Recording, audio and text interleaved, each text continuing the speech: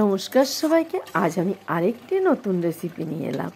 একদম ছোট্ট একটা রেসিপি, এই শীতকালীন খাবার আর কি।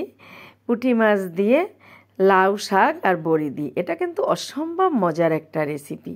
এটা না খেলে অবশ্যই তোমরা মিস করবে।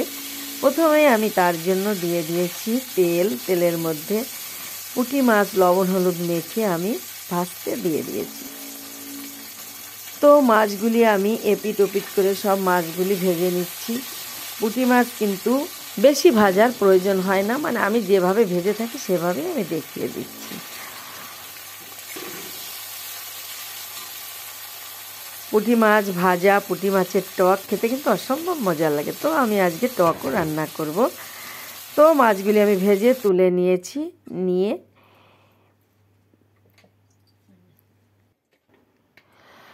মাছটা তুলে নিয়ে এই পর্যায়ে আমি দিয়ে দিচ্ছি এখন জিরা ফোড়ন। এই তেলের মধ্যে কিন্তু আমি জিরাটা ফোড়ন দিয়ে দিলাম।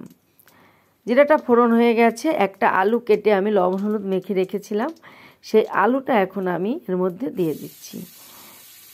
আলুটা কিন্তু বেশি ভেজে নেওয়ার প্রয়োজন হয় না, যেহেতু নতুন আলু কিন্তু অত ভাজার প্রয়োজন হয় না। আলুটা ভাজা হয়ে গেছে। এই পর্যায়ে দিয়ে দিলাম আমি পেস্ট করে রাখা সেই জিরার আর মরিচের পেস্ট। জিরা আর মরিচ দিয়ে পেস্ট করে রেখেছিলাম কিন্তু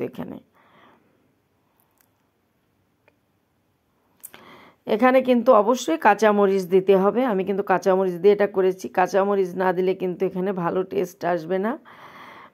মশলাটা কষিয়ে নেওয়ার পরে দিয়ে দিলাম শাকগুলি। শাকটা কিন্তু একদমই কচি শাক দিয়েছি, একদম মাথার যে শাকটা সেইটা দিয়েছি।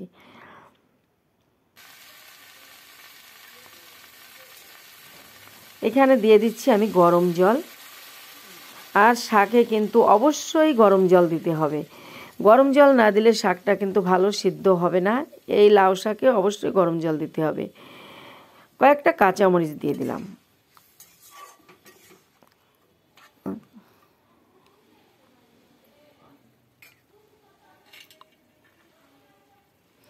কয়েকটা কুমড়ো বড়ি দিয়ে দিলাম। শীতকালে কুমড়ো বড়ি না দিলে কিন্তু মজা লাগবে না। হলুদের গুঁড়ো দিয়ে দিয়েছি পরিমাণ মতো।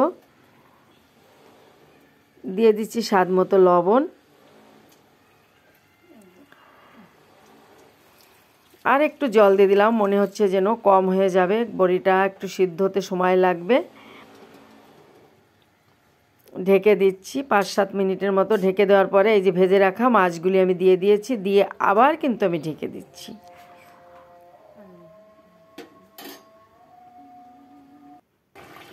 এবার ঢাকনাটা তুলে নিয়েছি। এই পর্যায়ে দিয়ে দিচ্ছি আমি একটুখানি চিনিটা দিচ্ছি কারণ এটা শাকের মধ্যে কিন্তু একটু চিনি না দিলে কিন্তু ফানসা লাগবে। আর যদি কেউ না দিতে চায় না দেবে, না দিলেও সমস্যা নেই যারা না খেতে চাও। তবে চিনিটা দিলে কিন্তু সুন্দর একটা টেস্ট আসে। আর এই পাশে বাটিতে আমি কিন্তু একটু তেঁতুল ভিজিয়ে রেখেছি। একটু টকও রান্না করবো পুঁটি মাছের কিন্তু আমার সবচাইতে বেশি ভালো লাগে টক আর এই লাউ শাক দিয়ে রান্না। লাউ শাক হলে আমার কিন্তু পুঁটি মাছ হলে কিন্তু দুইটা জিনিস না রান্না করতে পারলে ভালো লাগে না। তো এই যে আমি নামিয়ে নিয়েছি। তো যদি ভালো লাগে, নতুন বন্ধু হলে চ্যানেলটি সাবস্ক্রাইব করে চ্যানেলটির পাশে থাকবে, পাশে থাকা বেল আইকনটি অন করবে, তাহলে এমন নতুন নতুন রেসিপি পেয়ে যাবে। যারা চ্যানেলটি সাবস্ক্রাইব করেছে তাদেরকে অসংখ্য অসংখ্য ধন্যবাদ। তো সবাই ভালো থাকো, সুস্থ থাকো, সবাইকে ধন্যবাদ। আজ এই পর্যন্ত।